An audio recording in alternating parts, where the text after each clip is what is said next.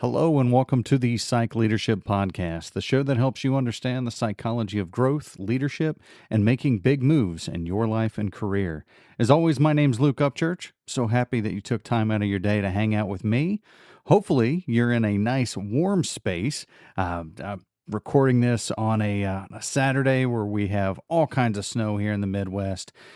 So hopefully you're at a spot that you can sit inside, read a good book, watch a good movie, or maybe listen to the Psych Leadership Podcast. I don't know, might work out for you. Well, today we're going to talk about emotional intelligence at work. This is kind of a hot topic for a lot of your industrial organizational psychology, leadership pools and things like that. In fact, a lot of times as folks are new into especially your more mid-tier or senior level roles, this tends to be a topic that is either a focal point of training or maybe even a promotional gift, as in you get promoted and your boss hands you a book. I've got one actually sitting on my shelf called Emotional Intelligence 2.0. So it's something that we recognize is a make or break type of situation in your career and isn't something that is traditionally taught, right? One of the most underestimated transitions is when you're moving from that school environment, that college environment into work. And that transition isn't technical, it's emotional. In high school and college, emotional expression is part of the culture, right? People are encouraged to process things out loud. Conflict is expressed in the open. Feelings are shared, often in public spaces. And then you step into your first professional role, and suddenly those kind of behaviors are frowned upon, right? They're interpreted very differently. The emotions didn't change, but the expectation did. So I'll give you an easy example. Many of you know that psych leadership is part of a division of our primary enterprise called Rise Up Academics. And with Rise Up Academics, we have interns. These are high school and college interns that we put in real world situations, working with, I'll use my sarcastic air quotes here, clients. I say clients in that tone, that connotation, because we're not exchanging any money here. The currency in this case is the leadership and mentoring experience. So the clients, essentially, they're getting free labor, if you will, but the exchange is that they're mentoring and providing leadership and guidance to these students. Well, sometimes, especially if it's a newer client or a client that maybe is not used to working with students, that juxtaposition between I'm used to dealing with adults, professionals, things in that people in that space, and dealing with students can be a bit of a challenge. So, for example, we had one of our recent interactions with our interns. I had to have a whole conversation about the idea that we had a client that was really pushing the students towards self-service, meaning I give you the guidelines, I give you the instructions, you should be able to follow those and tell me where you're actually getting stuck. And the students, they took this. They took some of the communication from this client as more or less passive aggressive or bordering. I'm struggling the exact term, but it definitely rubbed the students the wrong way. And when I step back and look at it objectively, I can see where the student was coming from, but I can also kind of see where the client is coming from. Right. And so being able to dissect that, remove emotion from it, and figure out what is the person actually trying to convey, how do I process that, how do I deal with that, that's exactly what we're diving into today. So emotional intelligence, what does that really mean at work? Well, in organizational psychology, emotional intelligence, or EI as we call it, it isn't about just being agreeable or hiding your feelings, right? It's not, you still have to have the what we call the psychological safety to speak up, and your leadership needs to provide you that space. So don't get this twisted. EI is not about just burying those emotions or those feelings, not talking about it, right? It's more a how do I do so in such a way that is going to protect our collective reputations, that is not going to get me in Dutch and jeopardize my career. And I can't can't throw my colleague under the bus at the same time. So an easy example of this, going back to my interns, one of the other things that we do with Rise Up Academics is we work at a lot of the at one of the local schools. They do these what's called a year-long project, and the students will share some sort of project in their field of study, and we meet at the halfway point of the year, and then we meet again at the end of the year, and it's kind of a Shark Tank style thing, right? They're showcasing what they did, and most of the time it's group projects. Well, this past December, I was up at the school judging, and I had these two students that had worked on this project, and the one calls out their partner, their project partner, and says basically that the other person didn't carry any of their weight, that they didn't do anything, that they didn't contribute, et cetera, et cetera. I'm not going to stand here and tell you that that wasn't absolutely true. However, if we transition that into a corporate environment, you're going to at some point work on a project with a colleague at work. They don't have to be your friend. You don't have to go out to dinner afterwards, right? You just have to be able to work together long enough to get the damn job done, right? Well, this kid looks at his colleague, his business partner in this sense, and throw him right under the bus. And in the real world, like I said, that's still going to happen in terms of you'll still at some point work with somebody on some project and they don't pull their weight. But if you call them out quite in the same manner that this kid did, if these two were in a working relationship, do you think that they're ever going to work together again? I mean, in school, I haven't talked to the people I went to high school with, I think, since 2-3 days after I graduated, right? I mean, maybe we see each other at a reunion, but we're not hanging out. We're not buzzing buddies or anything like that. So at school, I'm still not saying it was the right reaction, but maybe you have a little bit more grace, a little bit more freedom to do that. If these guys were in the corporate world, well, now you just threw your colleague under the bus. And who's to say that someday that colleague doesn't become your boss or the person that's reviewing whether or not you're getting a raise, right? You end up having to work with these folks long term. So there's a constructive way to still have that kind of conversation without necessarily being a jerk about it, right? So like I said, EI at work is really a skill. It's recognizing your emotional responses as they happen, understanding what triggered them, and then choosing how we want to express them.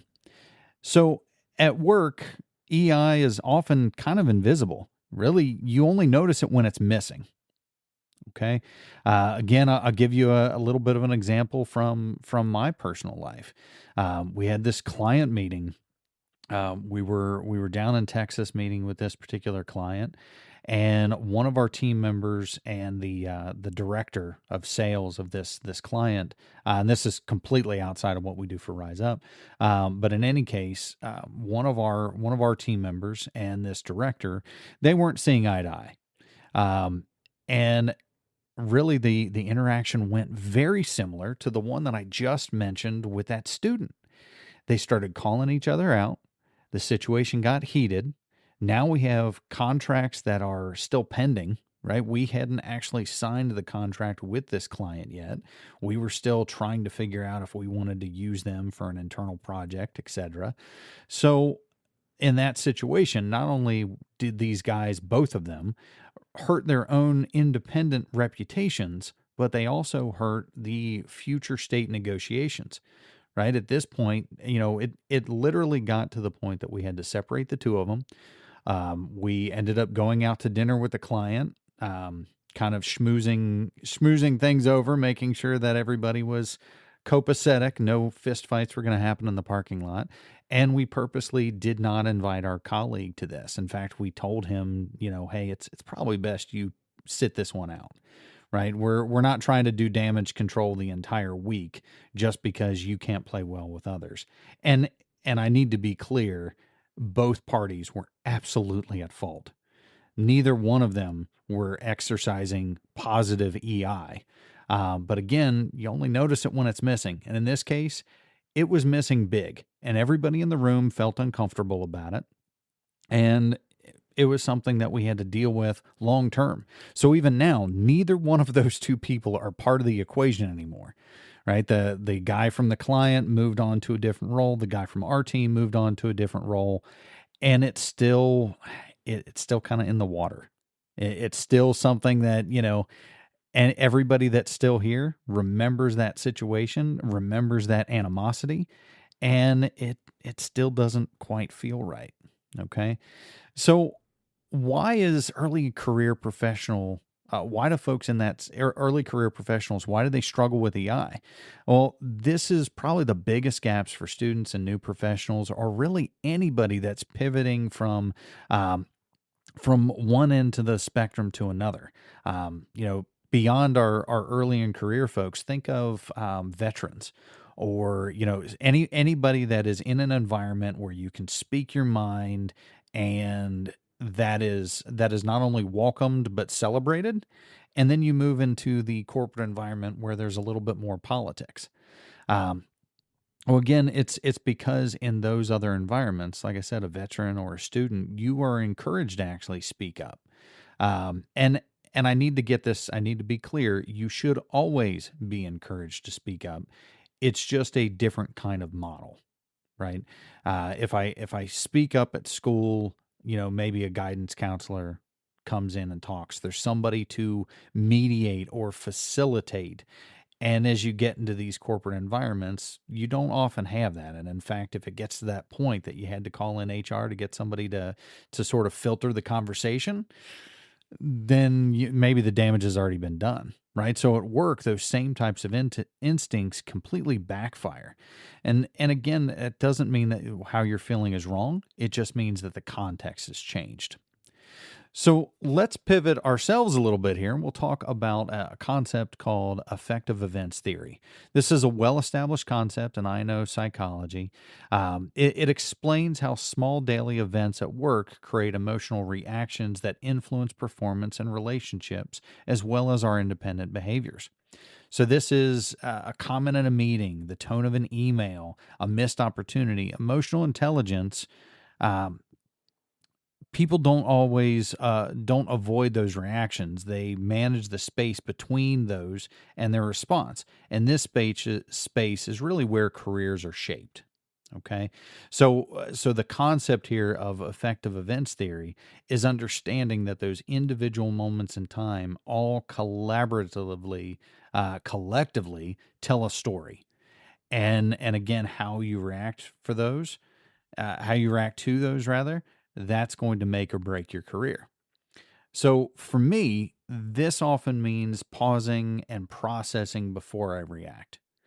Um, it's so easy when somebody steps on your toes, like in that moment where if I'm on the other end of that, right, where a colleague is throwing me under the bus because they perceived maybe me not pulling my weight, or didn't like my perceived tone in an email, or something along those lines. Um, if I just immediately react, if I don't think through and understand it from their perspective, oftentimes it ends up in one of those damage control moments, right? You realize real quick that you just put your entire foot in your mouth, and now you have to do some damage control. Okay. So how do we regulate that? Well, first off, it's not about suppression. So again, this is an important distinction, especially for those of you that are in that early college, early career space. Regulation is not suppression. It's emotional regulation is not pretending that you're fine. It's deciding what belongs in the conversation and what maybe needs processing elsewhere. So workplace values that people can put into place here. I want you to pause before responding. It's okay to ask for clarity instead of assuming intent, and separate feedback from identity. Okay, so let's break those apart a little bit. We already talked about pausing before responding. That's a pretty safe one, right? You've heard the whole count to 10 when you're mad.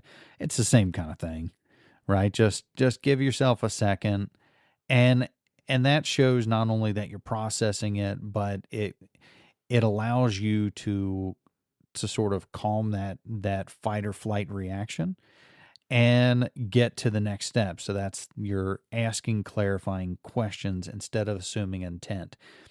An easy example here: in this day and age, we communicate so much more often via written form, text message, email, so on. Well, if I get an email from somebody if you get an email from somebody, your interpretation of that, and this is the same for text as well, but your interpretation of that is absolutely a function of where your head's at that particular day, right? I'll give you an example. My boss is one that is just very straightforward in his communication, and I know that. And sometimes I don't practice what I preach here, right? So a couple weeks ago, he IMs me first thing in the morning, immediately with a question. And I was kind of taken aback by it. It wasn't a good morning. How's your weekend? No pleasantries like that. It's immediate. It's 8:05 in the morning, and he's asking a question that I felt was pointed. I read his tone into that. Now, why did I read his tone into that? Well, frankly, I was having a crappy morning. I got out of the house a little late, which made me late getting back home. I had to drop off my son at school. I come home a couple minutes late. I literally, as soon as I fire up my computer at 8:05, this is the first question that I have. Okay. Add to that I didn't sleep real well. I was dealing with some health issues. I spilled my coffee, etc., etc. And so I read that, and my immediate reaction, which, again, I didn't exactly practice what I preach here. I wrote back, well, good morning, sunshine. And how was your weekend? And I meant it exactly in the tone I just said it out loud. I meant it as a, screw you, dude. I just walked in. You're already asking me questions. You already have an agenda, and you didn't even have the common courtesy to say good morning. Now, that wasn't the right reaction. I know that. I realize that I did not do everything that I'm telling you to do. But I'm sharing this example to tell you that I've been doing this for years, and it's still something that you have to practice constantly. Now, the reality is he didn't mean it that way. He's just a straight to the point guy.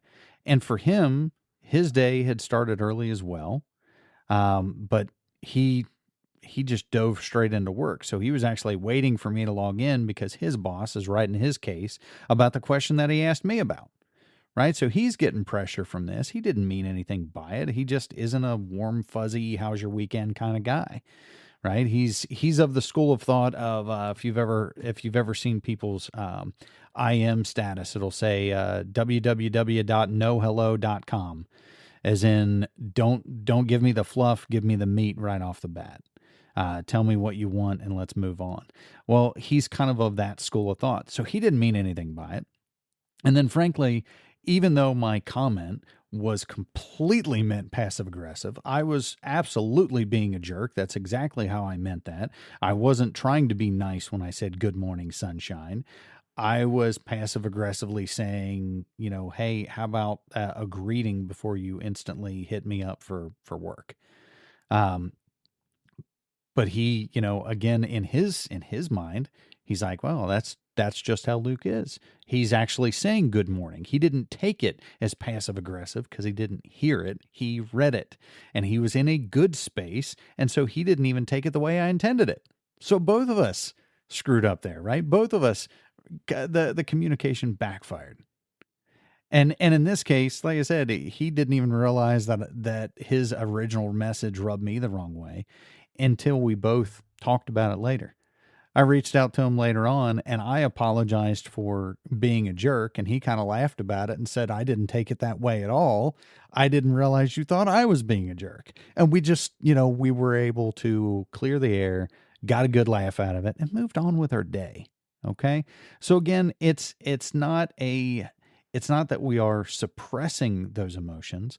It's that we're understanding how to deal with them. That's not emotional coldness. It's emotional maturity. Okay. All right. So some other things I need you to think about, and these are more how you take this away, right? What do you do with this? Now, I'm going to encourage you to write these down or at least push pause so that you can hear this stuff later on. I want you to notice your emotional triggers. Think about the last week at school or work. What situations created the strongest emotional reaction for you? What was the feedback? Was it being overlooked? Was it tone in an email, group dynamic? The goal here isn't about judgment. It's about awareness. Okay. So EI starts with recognizing the patterns, not necessarily fixing them right off the bat. Next, I want you to separate reaction from response. So the next time you feel a strong reaction, I want you just to pause and ask yourself, what am I feeling right now? What story am I telling myself about what this situation means? And then the follow-up is what response would support my long-term career goals? Not just this moment, but long-term. All right. That pause is a skill and it gets stronger each and every time that you use it. Next, I want you to identify where school habits show up at work. If you're early in career or you've just pivoted to a completely new dynamic in terms of, again, going from, say, veteran to corporate or something along those lines, are there emotional habits that served you well in your former situation that may not translate well here? It doesn't mean that they're wrong. It just means that the environment has changed. All right. The types of conversation that I would have on the basketball court are not the same types of conversations that I would have sitting with my boss in a board meeting. Okay. Growth requires adjustment, not suppression. I want you to observe without absorbing. This is pay attention to how other people handle those stress and emotions. Who escalates? Who stays grounded? Who makes the situation more calm just by how they show up? You don't necessarily need to copy any of these. Just notice what feels effective and what feels draining, right? Because your situation and mine are not going to be the same. And the dynamic with your existing team is not going to be the exact same dynamic with the next team or the next team. So once you've done all that, I need you to choose one small shift. So you're not going to overhaul your entire emotional intelligence plan, your perspective. Just choose one small thing to change one at a time. Pause before responding to feedback.